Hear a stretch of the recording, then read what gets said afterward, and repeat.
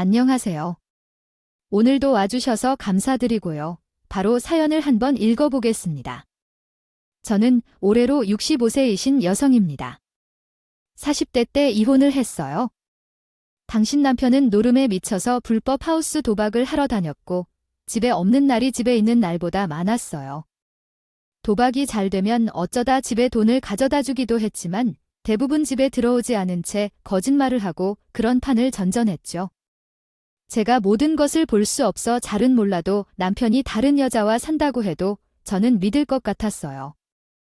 어쨌든 남편을 달래면서 정신을 차리라고 했지만 남편은 제 말을 들은 척도 하지 않았어요.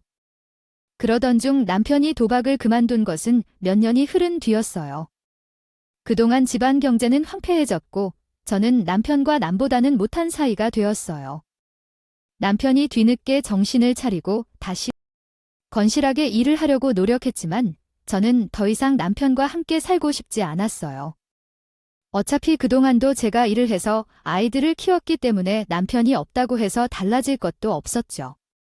그래서 언제 또 놀이에 빠져 빛을 가져다 줄지 모를 남편과 이혼을 하게 되었어요. 이혼을 하면서 큰딸은 자기 아빠를 따라가고 둘째인 아들은 제가 키우게 되었어요. 이혼을 하고 나니 후련했지만 막상 혼자가 되니 이 세상의 아들과 저 이렇게 둘만 남은 기분이 들었어요. 그래서 저와 아들은 굉장히 끈끈한 사이가 되었어요. 아들도 저한테 정말 잘했어요. 제 아들이라서가 아니라 아들은 정말로 효자였어요. 한 번은 제가 무리해서 일을 하다가 심장병을 얻은 적이 있었어요. 당시에 몸이 너무 안 좋아지고 신장의 상태가 안 좋아져 계속 상태가 안 좋아지면 심하게는 신장 이식이 필요할 수도 있다고 했어요. 그 말을 듣자마자 아들은 저에게 말도 안 하고 신장 이식 적합성 검사를 받았더라고요. 제가 아들이 가져온 이식 적합성 결과를 보고 펄쩍 뛰면 안 된다고 하자 아들이 이렇게 말을 했어요. 엄마, 신장 하나 없다고 큰일 안 나요. 저는 점잖아요. 엄마가 건강하게 오래 사시는 것이 중요하지? 제 신장 하나 없어지는 것은 일도 아니에요. 그런 걸로 걱정하지 마세요. 저는 그 말을 듣고 아들에게 고맙고 미안해서 눈물을 줄줄 흘렸어요. 다행히 저는 꾸준한 치료와 운동으로 건강을 회복해서 아들에게 신장 이식을 받을 필요는 없었어요. 하지만 망설임도 없이 자신의 신장을 저에게 내어주려고 한 아들에게 얼마나 고마웠는지 몰라요. 그 밖에도 아들은 성인이 되어 돈을 벌고 나서부터 1년에 한 번씩은 꼭 저와 함께 국내 여행이나 해외 여행을 떠났어요. 여행이 되는 돈이 한두 푼도 아닌 금액인데 젊은 시절에 자신이 하고 싶은 것을 참고 아껴서 저를 위해 쓰는 것이었지요. 남들에게 자랑하면 주석이라고 하겠지만 저희 아들은 정말로 착하고 저를 끔찍하게 생각해주는 교자였어요. 그런데 그런 아들에 대한 걱정이 하나 있었어요. 요즘 아가씨들은 효자인 남자와 결혼하는 것을 별로 안 좋아한다는 것이었어요. 아들이 너무 효자이다 보니 아내가 결혼하겠다고 하는 여자가 없으면 어쩌지 하고 걱정이 되었어요. 하지만 아들이 결혼하기 적당한 나이가 되었을 때 아들은 결혼하기로 한 아가씨를 한 명 데리고 왔어요. 저는 그게 그렇게 기쁠 수가 없었어요. 아가씨를 만난 자리에서도 제가 이렇게 이야기를 했어요. 아휴, 만나서 반가워요. 내 아들이랑 결혼까지 생각한다니 얼마나 기쁜지 몰라요. 우리 아들이 사실 좀 많이 효자거든요. 그래도 내가 항상 아내부터 우선해야 한다고 가르칠게요. 그러니 너무 걱정 말아요. 정말 환영해요. 어머님, 너무 걱정 마세요. 제 입으로 말하기 좀 그렇지만 저도 우리 친정집에서는 효녀로 통하는 거려. 예비 신랑의 어머님을 위하는 마음이 어떤 것인지 저도 잘 이해하고 있어요. 그러니 너무 걱정 마세요. 저도 잘 부탁드려요. 며느리가 될 아가씨 또한 본인 친정집에서 효녀로 통화한다고 하니 정말 다행한 일이었어요. 아들이 저를 챙기는 모습을 보아도 그것을 많이 불편해하지 않아준다면 참 고맙겠구나 싶었죠. 들어보니 며느리는 동생만 3명이 있는 장녀라고 했어요. 어릴 때부터 동생들의 챙기느라 손에 굳은 살이 박힐 정도였다고 했어요. 며느리는 장녀라서 그런지 속도 깊고 진짜 착했어요. 결혼 준비 과정에서도 항상 저를 챙겼어요. 어머니, 이건 제가 준비한 건데요. 저한테는 시부모님이 어머니만 계시니까 옷이랑 예단도 좀 좋은 것으로 했어요. 어머니께 말씀드리면 분명하지 말라고 하실 것 같아서 제가 그냥 성의껏 준비했는데 마음에 드셨으면 좋겠어요. 며느리에게 꼭 예단을 받고 싶은 것은 아니었지만 며느리가 혼자 있는 저를 생각해서 좀 더 좋아 보이는 것으로 고르자고 했다고 나중에 아들이 말해줬어요. 혼자 계시면 괜히 외로워 보인다고 생각하는 사람들도 많은데 그런 생각이 안 될 만큼 멋진 옷을 해드리자면서 말이에요. 저는 물건보다도 거기에 담긴 마음이 더 고마웠어요. 이렇게 저에게도 세심하게 신경을 쓰는 며느리라면 아들에게도 그러겠구나 싶어서 둘이 결혼하는 것이 더욱 기쁘게 생각이 되었어요. 착한 며느리 덕분에 저는 아들의 집 근처에서 살 수 있게 되었어요. 혹시 며느리가 불편해할까 싶어서 그냥 멀리 떨어져 살려고 했지만 며느리가 혼자 계신 시어머니가 아들이랑 가까이 사는 것이 낫지 않겠냐고 동의를 해주어서 예전처럼 아들이 가까이 살 수 있게 되었어요. 저에게 있는 가족은 이제 아들뿐이니 저는 정말 고마웠어요. 그래서 결혼식이 끝난 후에 우리는 가까운 거리에서 자주 얼굴을 보며 지내게 되었어요. 자주 집에 와서 저에게 밥을 차려달라며 애교도 부리는 며느리가 귀엽기도 했어요. 어머니, 저 왔어요. 저 어머니랑 같이 밥 먹으러 왔어요. 오면서 어머니 좋아하시는 사과도 사왔고요. 어머니, 저 오늘 갈비탕 먹고 싶은데 갈비탕 끓여주시면 안 될까요? 이렇게 맛있는 곳을 해달라고 조르기도 하는 며느리와 지내는 것이 즐겁게 느껴졌어요. 하지만 며느리는 점점 자주 찾아오기 시작했어요. 한 달에 2~3번이던 것이 2주에 2~3번이 되고 또 일주일에 2~3번이 되더니 나중에는 매일 같이 찾아오게 되었어요. 며느리는 찾아올 때마다 식사를 차려달라고 하고 이것저것 해달라고 요청을 했어요. 그렇게 매일 같이 찾아오니 어떤 날은 몸이 힘들어서 너무 귀찮게 느껴지는 날도 있었어요. 며느리가 초인종을 누르면 반가울 때도 있었지만 어떨 때는 한숨이 푹 나오기도 했어요. 물론 남들에게 이런 말을 하면 배부른 소리 한다고 하겠지만 저도 가끔은 혼자 있고 싶은 날도 있는데 며느리는 이제 연락도 없이 그냥 밀고 들어오다시피 했어요. 당연히 들어올 수 있는 자신의 집처럼요.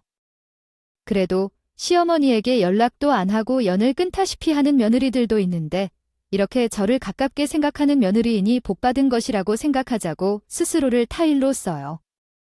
하지만 그 다짐도 얼마 가지 못했어요.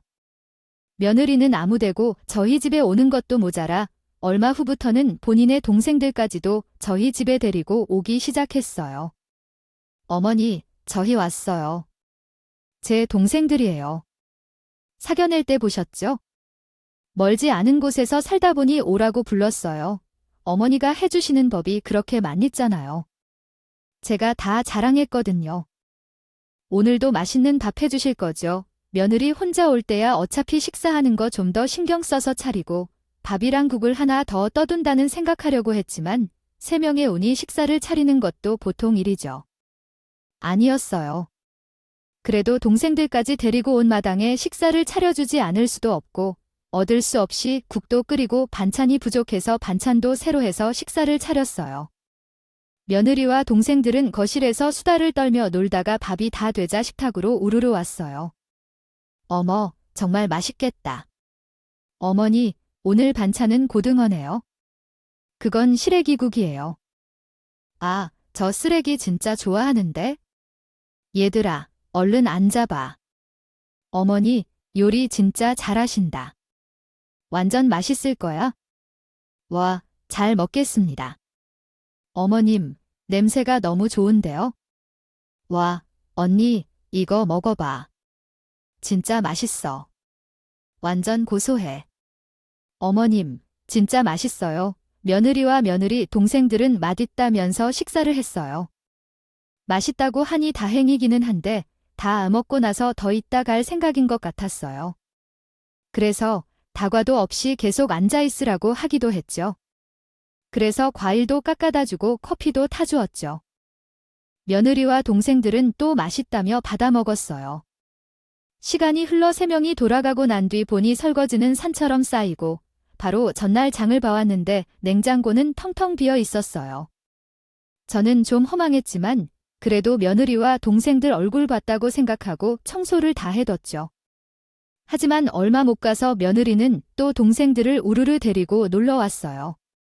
저는 당황스러웠지만 나가라고 할 수도 없는 노릇이었어요.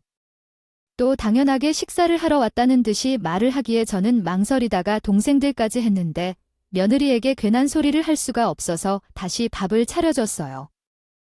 또 열어. 밥상을 차렸지만 어려웠던 명의 밥 빨리 먹이고 보내자는 생각이 들어서 밥상을 차렸죠. 그런데 그날은 유난히 며느리와 동생들이 반찬 투정을 하며 맛이 없네 하는 소리를 하더라고요. 그러면서도 밥은 2그릇씩 먹고 제가 깎아준 과일까지 먹으면서 수다까지 떨어내요. 그러다가 또 갈 때가 되자 일어나서 가려고 하기에 오늘은 좀 괘씸한 생각이 들어 이번에는 이야기를 해야겠다 싶어서 나갈 기색을 보이는 며느리에게 말을 했어요.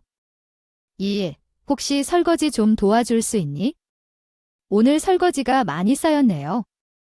어머니, 오늘은 제가 바로 약속이 있어서요. 죄송해요. 설거지 도와드리고 가야 하는데 다음에 올 때는 제가 설거지 할게요. 죄송해요. 어머니. 이렇게 며느리와 동생들은 또 손 한 번 까딱 안 하고 식사를 했습니다. 간식까지 먹고 갔어요. 저는 또 남은 것들을 치우려니 너무 힘이 들었죠. 이건 완전히 시집살이가 아닌 며느리 살이를 당하는 기분이었어요. 며느리는 그렇게 뻔질나게 드나들면서도 설거지 한 번에 잘 안 했어요. 정말 어쩌다 한 번씩 치우고 갔는데 그마저도 너무 드물어서 고맙게 느껴지지가 않았어요. 그래도 언젠가 한 번은 아들이 본인 집으로 저를 초대하더라고요. 가보니 배달 음식이기는 했지만 저녁을 함께 먹으려고 했다면서 저녁밥을 차려뒀어요. 어쨌든 간만에 차리는 밥이 아닌 차려진 밥을 먹는 거라 그냥 맛있게 먹었어요. 그러고 나서 며느리가 뒷정리를 하는데 아들이 쿡쿡 찌르면서 치우라고 하더라고요. 나 혼자 다 치우라는 거야. 당신이 해. 그리고 이따가 과일도 좀 깎아와요. 며느리도 뒷정리를 하기는 했고 아들이 함께 정리하는 것이 당연한 일인데도 저는 매번 며느리에게 밥 차려주고 혼자 치우기 바쁘다 보니 포장용기조차 치우는 것도 귀찮다는 듯한 며느리의 태도가 예뻐 보이지가 않았어요. 그래도 이런 마음을 입 밖으로 내면 정말로 시집살이가 되는 것이라고 생각해서 입 밖으로 내진 않았어요.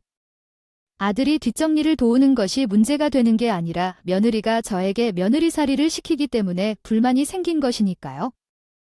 정리를 다 하고 앉아서 과일을 먹는데 아들이 며느리에게 이렇게 말하더라고요. 그러고 보니 당신 매일 엄마랑 같이 밥 먹자. 너 우리 엄마 친구 생긴 것 같아서 좋으시겠네? 그래도 어떻게 매일 가는 거야? 귀찮지 않아. 혹시 제가 힘들까 조금은 걱정이 되었는지 제 눈치를 살짝 보면서 아들이 며느리에게 돌려서 물어보았어요. 그랬더니 며느리는 이렇게 말했어요. 에이, 귀찮기는 매일 인사드리고 그러는 게 효도하는 거지. 당신이랑은 주말에 점심 식사하니까 당신 회사 가고 없을 때 어머니랑 점심밥 먹으면 좋지. 저는 착한 아들이 너무 걱정할까봐 결국 입을 꾹 다물었어요. 며느리는 말로는 저를 위해 효도라는 명목으로 오는 거라고 했지만 저는 이제 정말 반갑지가 않았어요. 그 뒤로도 2~3명이 올 때마다 매번 박철을 주고 과일을 깎아주고 치우는 게 보통 일이 아니었어요. 게다가 올 때마다 냉장고를 싹 다 털어가니 저에게 준 용돈을 다 털어가려고 일부러 오는 것인가 싶을 정도였어요. 어느 날은 며느리와 며느리 동생들이 돌아가고 난 후 뒷정리를 하다가 무릎이 너무 아파서 거실에 쉬고 앉아 있었어요. 그러다가 내가 무엇을 하고 있는 거지 하는 생각이 들더라고요. 앉아서 가만히 생각해보니 이런 짓을 한 지 2년이 다 된 것이었어요. 마치 며느리 밥 차려주는 노비가 된 듯한 생각이 들었죠. 며느리는 그냥 제가 해주는 것을 고마움이나 미안함 없이 당연하게 받는 것으로 느껴졌어요. 게다가 청소를 하다가 무릎까지 아프니 이건 도저히 아니다 싶었죠. 저는 그동안 며느리와 아들이 상처를 받을까봐 말을 아껴왔지만 드디어 결심을 하고 며느리에게 제 생각을 좋게 이야기했어요. 여전히 당연한 듯이 우리 집에 밥 먹으러 찾아온 며느리를 앉혀놓고 말했죠. 이제 내가 하는 말 너무 서운하게 생각하지 말고 들어줄 수 있니? 사실 내가 우리 집에 매일 찾아와서 점심을 즐기고 있는 건 나에게 부담스러운 일이 됐어요. 먹고 있잖니. 어떤 때는 동생들을 데려오기도 하고 점심 먹고 나면 과일 같은 것도 꼭 챙겨 먹고 그런데 솔직하게 말을 하자면 내가 나이가 들고 몸이 힘들어서 그런가 밥 차려주고 치우는 일이 좀 힘들기는 해. 그래서 미안하지만 너무 자주 오지 않았으면 좋겠는데 내 말 이해가 되니 너무 속상하게 듣지 않았으면 좋겠어. 그렇지만 아무리 좋게 돌려 말한다고 해도 오지 말라는 말이 좋게 들릴 리가 없었어요. 며느리는 그 말을 듣자마자 조용해지더니 앉아서 눈물을 뚝뚝 흘리는 것이었어요. 어머니, 어떻게 그런 말씀을 하실 수 있으세요? 저는 어머니가 혼자 지내는 것이 걱정이 되어서 그래서 이렇게 일부러 매일같이 오는 건데 정말 너무하세요. 그러더니 며느리는 벌떡 일어나서 집을 뛰쳐나갔어요. 제가 붙잡을 죄도 없이 제 몸이 너무 힘들어서 최대한 조심히 말을 꺼냈답니다. 것인데 괜히 말을 꺼냈나 싶었어요. 걱정이 되어서 저녁 때 아들에게 연락을 해서 물어보니 아들 말로는 며느리가 아들에게 가서 울고불고 난리를 쳤다고 했어요. 저한테 오더니 텀마가 자기를 내쳤다면서 잘해드리려고 애쓴 것뿐인데 정말 너무하신다면서 엉엉 울더라고요. 제가 달래놓기는 했는데 저도 정말 곤란하네요. 참, 그때부터 며느리랑 틀어지기 시작했어요.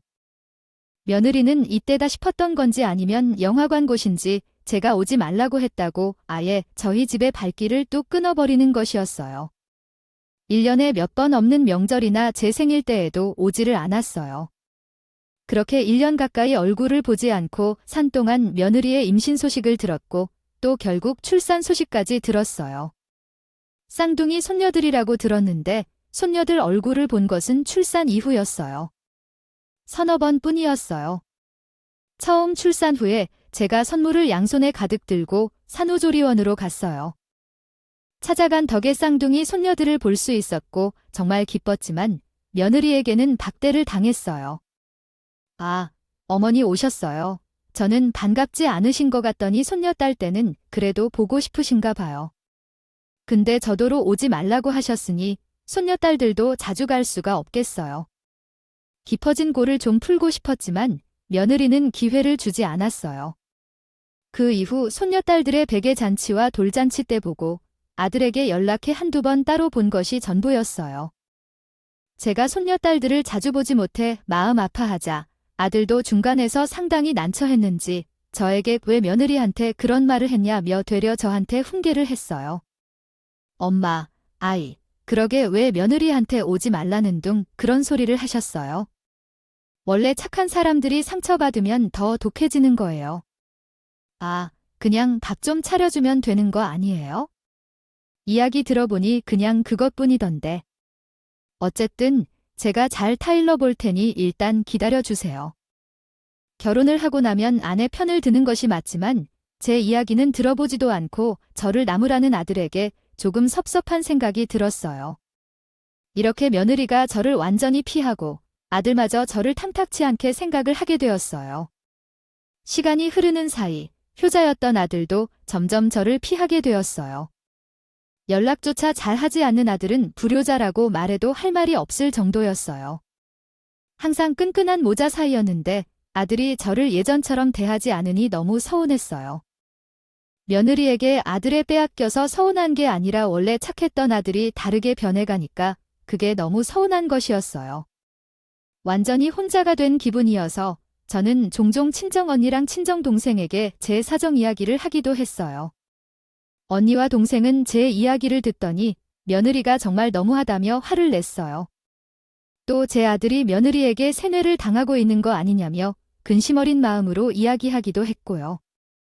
저도 속상했지만 당장은 어쩔 도리가 없었어요. 어쨌든 결과적으로 제가 밀어낸 꼴이 되었으니 며느리가 저에게 서운하다고 하면서 피해도 할 말이 없었죠. 하지만 결국 가족 간의 문제도 칼로 물베기였는지 2년 동안 제 얼굴을 보지도 않은 며느리가 어느 날 2년 만에 저를 찾았어요. 며느리가 손녀딸 대기까지 데리고 저희 집에 와서 이렇게 말을 하는 것이었어요. 어머니, 잘 지내셨어요? 제가 이제 어머니 얼굴을 뵐 수 있을 것 같아서 왔어요. 어머니에게 받은 상처가 아는데 2년이라는 시간이 걸리더라고요. 제가 어머니를 진짜 엄마처럼 생각해서 상처가 더 컸던 것 같아요. 하지만 이제 괜찮아요. 그러니 손녀딸들 데리고 예전처럼 자주 찾아뵐게요. 2년이 걸렸지만 이제는 저를 만나는 게 괜찮다고 하니 한편으로는 다행이다 싶었어요. 아들 내외와 등을 돌리고 사는 것도 마음이 불편했고 귀여운 손녀딸들을 마음껏 보지 못하는 것도 힘들었거든요. 제가 며느리와 손녀딸을 환영하자 그 이후 며느리는 전처럼 다시 찾아오기 시작했어요. 예전과 같이 점점 더 자주 찾아오더니 아예 매일같이 손녀딸들을 저에게 맡기는 상황이 되어가고 있었어요. 손녀들을 돌보는 것은 밥 차리는 일보다 더 힘들었어요. 하지만 제가 또 그런 것을 입 밖에 내었다가는 귀여운 손녀딸들을 보지 못하게 될까 봐 절대 그런 말을 하지 않았어요.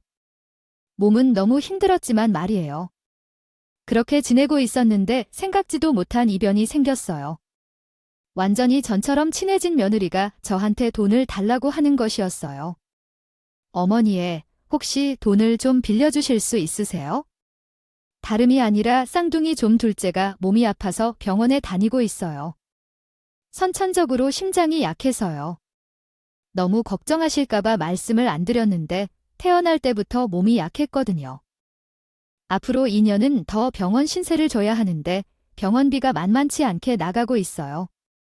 애들 아빠가 가져오는 월급으로는 병원비 충당이 다 안 되어서 요새 애 아빠는 밤마다 대리운전까지 뛰고 있어요. 저도 요즘 아르바이트에서 보태는데 돈이 계속 부족해서 둘째 치료를 못하면 어떡해? 어머니 남편도 어머니가 걱정하실까봐 일부러 말을 안 한 것 같은데 아무래도 어머니께 도움을 요청해야 할 것 같습니다. 이런 이야기를 듣고 가만히 있을 어미가 어디에 있겠어요? 제가 예쁜 손녀딸이 아픈 것도 가슴이 아프고 아들이 그렇게 고생을 하고 있는 줄은 몰라서 당장 돈을 마련해 주기로 했습니다. 며느리가 돈을 빌려달라고 했지만 아들네 사정을 볼 때 사실 그냥 주는 돈이 될 것이라고 생각했죠. 하지만 아들네가 이렇게 힘든데 수놓고 있을 수는 없었어요. 저는 바로 제가 거주하던 30평대 집을 팔고 18평 집으로 이사를 했어요. 집을 팔아 얻은 돈을 아들네에게 주었습니다. 엄마, 정말 감사해요. 저 혼자 버티느라 힘들었었는데 엄마가 도와주셔서 살았어요. 은혜 잊지 않을게요. 어머니, 감사해요. 정말 감사해요. 저희의 치료 잘 할게요. 며느리와 아들은 감사하다며 눈물을 흘렸어요. 저도 함께 울면서 두 사람을 안아주었어요. 고생했다고 이제 괜찮을 거라며 위로를 했죠. 그렇게 우리 세 사람은 다시 돈독해졌다고 느꼈어요. 저는 재산이 줄었지만 아들 레아를 돕고 다시 가까워졌으니 그 정도 줄어든 곳은 문제가 아니라고 생각했어요. 그런데 며느리와 아들은 이후로도 계속 돈을 요구했어요. 돈 요구는 여기서 끝일 줄 알았는데 몇 년에 걸쳐 계속되었죠. 어머니, 저희 첫째가 발레에 재능이 있대요. 아, 그리고 첫째도 발레를 정말 하고 싶어 해서 어릴 때부터 많이 투자해야 해서 가능성이 있다고 해서요. 그런데 레슨비며 의상비며 돈이 정말 많이 들어요. 저희 둘이서 다 충당하기가 너무 힘들어서 그런데 어머니께서 조금 도와주실 수 없을까요? 첫째, 미래가 걸린 일이라 꼭 좀 부탁드려요. 어머니, 아이들이 방학 때 영어 연수를 다녀오려고 해요. 둘째가 건강해진 후에 꼭 한번 가고 싶다고 해서 그런데 비용이 만만치 않더라고요. 그래도 꼭 보내주고 싶은데 어머니가 도와주실 수 있을까요? 그렇게 제 입장에서는 꼭 도와야 할 너무 타당한 요구이다 보니 돈을 안 줄래요 안 줄 수가 없었어요. 18평짜리 집이 12평이 되고 또 더 줄어서 5평이 되었어요. 그러다 저는 원룸에서 살게 되었어요. 아들 돈 요구에 조금이라도 도움을 주고 싶어서 집을 팔다 보니 33평짜리 아파트가 원룸이 되어 있었죠. 그래도 아들 내외와 손녀딸들이 잘 살고 저를 챙겨준다면 괜찮다 싶었어요. 하지만 결국 최악의 상황이 오고 말았어요. 제가 원룸에서 살기 시작한 지 얼마 안 된 후 저는 암 선고를 받게 되었어요. 몇 년간 아들레의 요구에 응원을 깜빡하고 있었던 건강검진을 했는데 암이 발견된 것이었어요. 이미 상당히 진행되어서 길어도 1년이라는 시한부 선고를 받았어요. 정말 청천벽력 같은 소리였죠. 충격이 컸어요. 일단 암 치료를 받기 위해 보험 비용과 가진 돈을 다 세워보았지만 그래도 부족했어요. 지금 살고 있는 집마저 처분하지 않으면 치료를 받을 수가 없었죠. 저는 방법이 없어서 바로 아들네를 찾아갔어요. 볼품없어 보이더라도 아들네에게 기댈 수밖에 없었어요. 아들레이를 만나 암 이야기를 하고 이렇게 부탁했어요. 내가 암이란다. 시한부 선고를 받았어. 아예 앞으로 1년 남짓밖에 못 살 가능성이 높대. 그래도 치료를 하고 싶은데 수술비랑 치료비를 내려면 지금 사는 집을 처분해야 가능하겠더라. 너희에게 준 돈이 많아서 이제 돈이 없거든. 그래서 부탁인데 너희도 사는 것이 바쁘니 수술비랑 치료비까지는 보태주지 못하더라도 혹시 내가 이 집에서 살게 해줄 수는 있니? 같이 좀 살게 해주면 내 집을 처분해서 치료를 받으려고 해. 그런데 이야기를 듣은 며느리는 벼랑간 인상을 팍 쓰면서 이렇게 말했어요. 어머니, 이제 와서 돈을 내놓으라는 거예요? 어머님께서 좋다고 주실 때는 언제고 사람 뒤통수를 이렇게 치세요. 결혼 초에도 그러시더니 또 이러시네요. 결혼 초에도 어머님은 분명히 제가 어머님 집에 오는 것이 좋다고 하셨죠. 근데 나중에는 싫다고 하셨잖아요. 왜 사람이 앞뒤가 다른 건데요? 암 치료는 어쨌든 보험으로 하시면 되는 거잖아요. 이건 밑도 끝도 없이 저희 때문에 돈이 없다고 말씀하신 건 아니에요. 제가 시험 보라고 하는데도 돈 이야기만 예민하게 반응하는 며느리에게 섭섭했어요. 하지만 며느리가 한 말도 틀린 말은 아니었어요. 돈은 제가 주고 싶어서 준 것이 맞고 이제 와서 아쉬운 듯이 내가 다르게 말한 것도 맞잖아요. 그리고 옆에 앉아있던 아들마저 며느리의 말이 다 맞다면서 전마가 원래 이런 사람이었는지 몰랐다고 하는 것이었어요. 저는 아들의 말이 참 충격적이었어요. 그래도 제가 암이라고 하면 제가 알고 있던 아들은 당장 저를 위해 무엇이든 할 아이였거든요. 그런데 어느새 며느리와 같은 사람이 되어서 제가 아픈 것도 나 몰라라 하면서 돈을 내놓으라고 하는 것이냐고 하니 달라도 너무 다른 사람이 되었구나 싶었어요. 그간 며느리에게 제 이야기를 어떻게 들었는지는 몰라도 아들은 더 이상 제가 알던 아들이 아니었죠. 저는 며느리에게 쫓겨서 아들네 집을 나섰어요. 아들도 그런 며느리를 말리지 않더군요. 정말 서러워서 눈물이 맺히는 것 같았어요. 목숨이 얼마 안 남았는데 아들마저도 저를 외면하니 세상이 다 끝난 것 같아서요. 심지어 며느리는 저를 내쫓으면서 현관에서 아들이 듣지 못할 정도로 작은 목소리로 저한테 말했어요. 당신 병수 바른 저승 가서 저승사자한테나 해달라고 해. 나한테 해달라고 하지 말고 최소한 옴붙으면 책임질 거야. 저는 그 말을 듣고 제가 무슨 말을 들었는지 한참 멍하게 생각했어요. 그런데 며느리의 태도를 보고 나니 며느리의 그 말이 생각만큼 충격적이진 않았어요. 며느리는 원래 그런 사람이었던 거예요.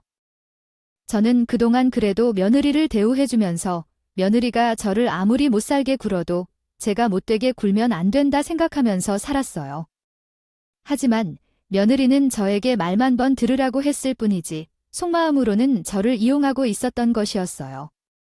저에게 집안일을 시키는 것을 당연하게 생각했고 일이 틀어지자 쉽게 돌아섰고 이후에는 제가 가진 재산을 다 빨아먹더니 이제 단물이 없자 저를 버리려는 것이었어요.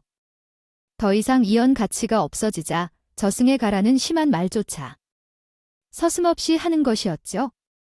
그동안 그래도 며느리라고 제가 다 이해하고 넘어가려고 했지만 사실 그 정체는 드러나 있는 것이나 마찬가지였어요. 지금 와서야 그 모습을 제대로 보려고 하는 것이 스스로 멍청하게 생각이 될 뿐이었어요. 저는 터덜터덜 걸어서 작은 원룸으로 돌아왔어요. 이제 저에겐 남은 것은 얼마 안 되는 재산과 원룸 암이라는 병뿐이었어요. 아들마저 저 악마 같은 며느리에게 넘어갔으니 저는 정말로 혈혈단신이 되고 말았어요. 방에 들어와 바닥에 털썩 앉았는데 제 삶이 참 비참하게 느껴졌어요. 남은 곳 하나 없이 죽는 날만 기다리게 된 것이었죠. 정말 슬퍼서 눈물이 뚝뚝 떨어졌어요. 하지만 제가 이렇게 슬퍼한다고 해서 내일 당장 죽음이 찾아오는 것이 아니었어요. 살아있는 동안에는 치료를 계속해야 했어요.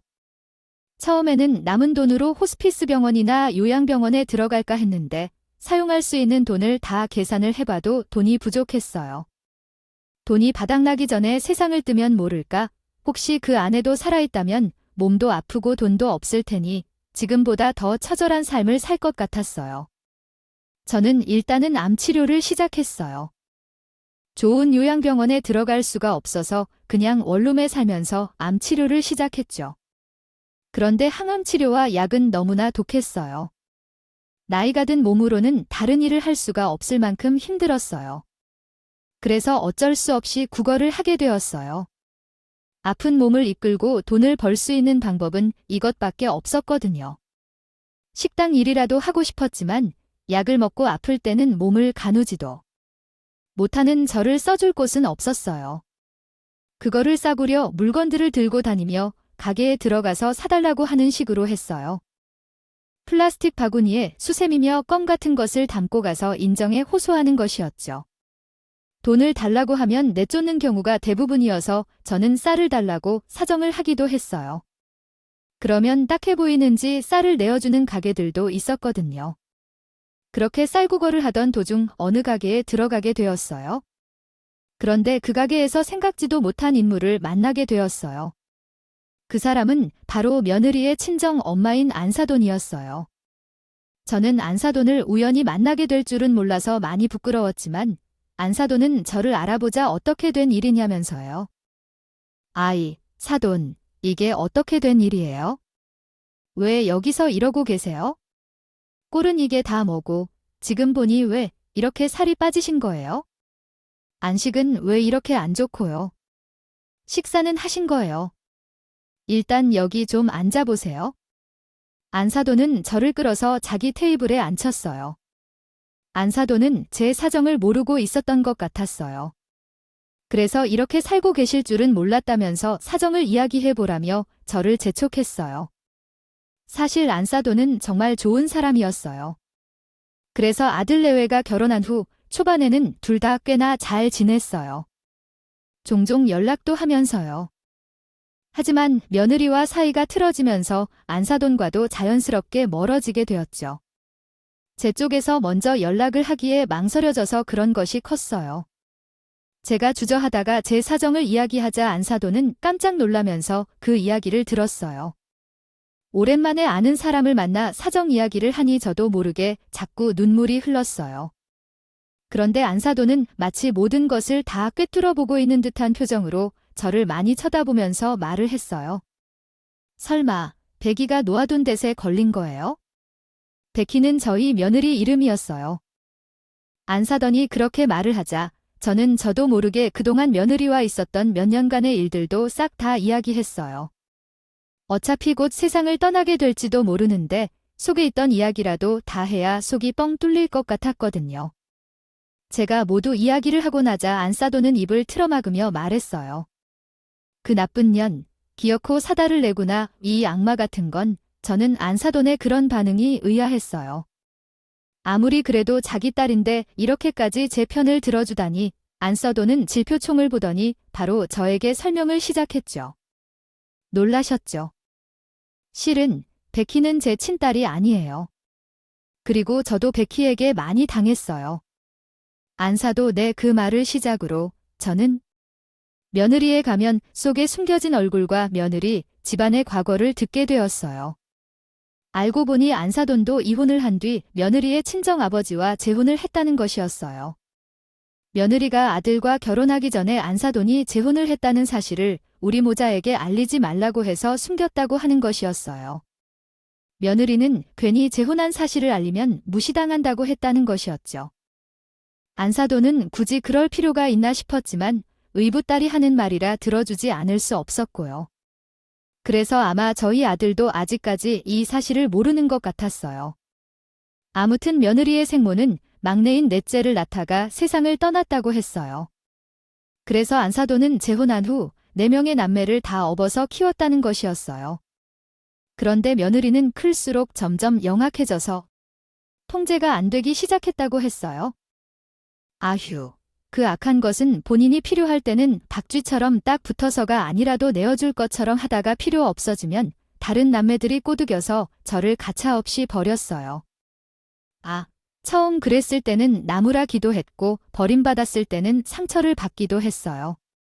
하지만 그게 반복이 되니 백희 그 아이는 문제가 있다는 것을 알겠더라고요. 한두 번 당한 게 아니어서 저도 억울해서 증거를 모았다니까요. 백희가 한 말과 행동들을 녹음하고 녹화해서 남편한테 보여줬어요. 그래서 백희가 저한테 난폭한 모습을 보이고 돈을 뜯어가고 나가 없어지라고 하기도 하는 걸 남편이 알게 됐지요. 그래서 남편도 본인 자식들이 어떤 성향을 타고난 것인지를 알게 된 거죠. 돌아가시면서 전 재산을 안사도 내게 남겼다고 했어요. 문제가 있는 자식들이 아니라 안사돈에게 모든 재산을 남기면서 자식들에게는 이런 유언을 남겼다고 했어요. 엄마가 죽기 전까지 잘하는 사람에게만 남은 재산을 나눠준다고요. 그래서 지금은 며느리와 며느리, 동생들이 거짓 효도를 하면서 안사도 내게 알랑방귀를 끼고 있는 상태라고 했어요. 하지만 저는 그것들이 아무리 아부를 떨어도 곱게 보이지가 않아요. 내가 젊어서 얼마 했는데 이거들이 좀 변했나 싶었는데 이럴 줄 알았어.